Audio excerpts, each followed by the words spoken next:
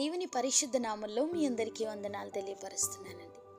ఈ దినం దేవుని మాటను మనం ధ్యానం చేసుకుందాం. పరిశుద్ధ గ్రంథంలో నుండి కీర్తనలు 94వ సంకీర్తన 9వ వచనం.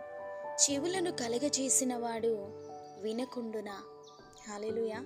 దైవజనుడైనటువంటి మోషే గారు కూషు దేశపు స్త్రీని పెండ్లి చేసుకొనిన తరువాత పెండ్లి చేసుకొనిన ఆ స్త్రీని బట్టి అతని సహోదరి అయిన మిరియాము, అహరోనులు మోషే గారికి విరోధంగా మాట్లాడుతున్నారు. మోషే చేత మాత్రమే యెహోవా పలికించెనా, ఆయన మా చేతను పలికింపలేదా అని వారు మోషేకు వ్యతిరేకముగా మాట్లాడుతున్న మాటలు దేవుడు విన్నారండి. సంఖ్యాకాండము 12వ అధ్యాయము 3వ వచనములో యెహోవా ఆ మాట వినెను అనే మాట మనకు కనపడుతుంది.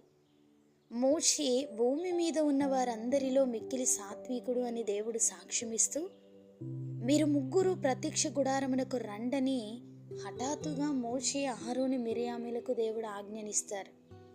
ఆ ముగ్గురు రాగా దేవుడు వారితో మాట్లాడుతూ, మోషే నా ఇల్లంతటిలో నమ్మకమైన వాడు, దర్శనమిచ్చి ముఖాముఖిగా అతనితో మాట్లాడెదను.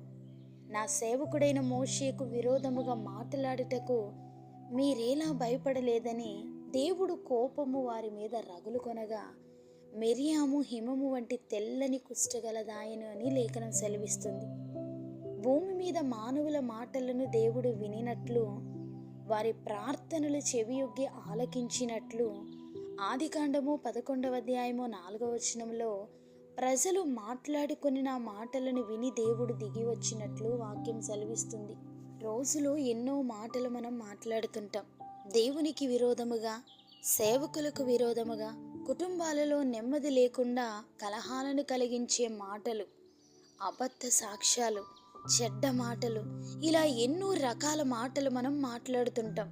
అయితే ఆ మాటలన్నిటినీ ఆయన వింటున్నారు అనే విషయం మనం జ్ఞాపకం చేసుకోవాలి. మన చెవితో విన్న మాటలు ఎంత నిజమో, మనం మాట్లాడే ప్రతి మాట ఆయన వింటున్నారు అనే విషయం కూడా అంతే నిజమండి. మిరియాము దేవుని చేత శిక్షింపబడినదై ఇశ్రాయేలీల్లో అవమానపరచబడింది. మన నోటి మాటను బట్టి దేవుని యొద్ద నుండి మనం ప్రతిఫలం పొందుకుంటాం. దైవీకమైన భయము కలిగి జీవించగలిగితే దేవుని సహాయాన్ని పొందుకుంటాం. భయం లేకుండా మనము మిరియామి వలె, అహరోను వలె విరోధముగా మాట్లాడే స్వభావం మనం కలిగి ఉన్నట్లయితే ఖచ్చితంగా దేవుని యొద్ద నుండి మనం శిక్షించబడతాం. నాటి భక్తుల యొక్క జీవితాలను బట్టి నేటి ఆత్మీయ జీవితంలో మనల్ని మనం సరిచేసుకునే వారంగా ఉండాలి. దేవుడు మనం మాట్లాడుతున్న ప్రతి మాటను వింటున్నారు అనే అవగాహన మనం కలిగి ఉన్నట్లయితే ప్రతి మాటను కూడా మనం జాగ్రత్తగా మాట్లాడగలుగుతాం. లోకంలో వ్యక్తులకు భయపడినంతగా దేవునికి భయపడేవారు బహు తక్కువ మంది. వ్యక్తుల ఎదుట మంచివారు అనిపించుకుంటూ వారి అంతరంగంలో దేవుడు వారి అంతరంగాన్ని గమనిస్తున్నారని తెలిసినప్పటికీ కూడా దేవునికి భయపడకుండా ఉన్నవారు ఎందరో ఉన్నారు.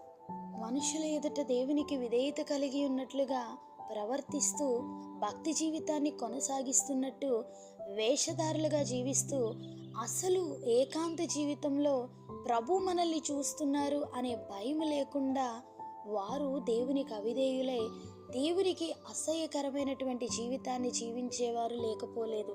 మన జీవితంలో మనము భక్తి పరులం అనిపించుకున్నట కంటే రహస్యమందును చూస్తున్నటువంటి ఆ తండ్రికి మనం యథార్థముగా కనిపించాలి అనే ఆశ మనం కలిగి ఉండాలండి. దైవికమైనటువంటి భక్తి జీవితంలో భయము లేకపోతే మనము కూడా మిరియామి వలె శిక్షింపబడే దినం ఒకటి ఉంటుంది. మన జీవితాల్లో మాట్లాడుతున్న ప్రతి మాటకి కూడా లెక్క చెప్పాలని లేఖనం సెలవిస్తున్న రీతిగా ఈ దినం ఈ మాట ద్వారా ఏమి మాట్లాడాలన్నా, ఏది మాట్లాడకూడదన్నా దేవుని యొక్క సెలవు లేకుండా ఆయన ఇష్టము గ్రహించిన వారమై ఏది మాట్లాడాలో ఏది మాట్లాడకూడదో మనం దైవికమైన భయముతో మాట్లాడగలిగితే దేవుడు మన ఎడల కనికరపడి మన బలహీనత నుండి మనల్ని విడిపించి ఆయన ప్రత్యేకంగా మనల్ని శ్రద్ధతో నడిపిస్తారు. ఆ దేవుని యొక్క కృప మనందరికీ తోడై ఉండి మనల్ని నడిపించునుగాక. ఆమేన్.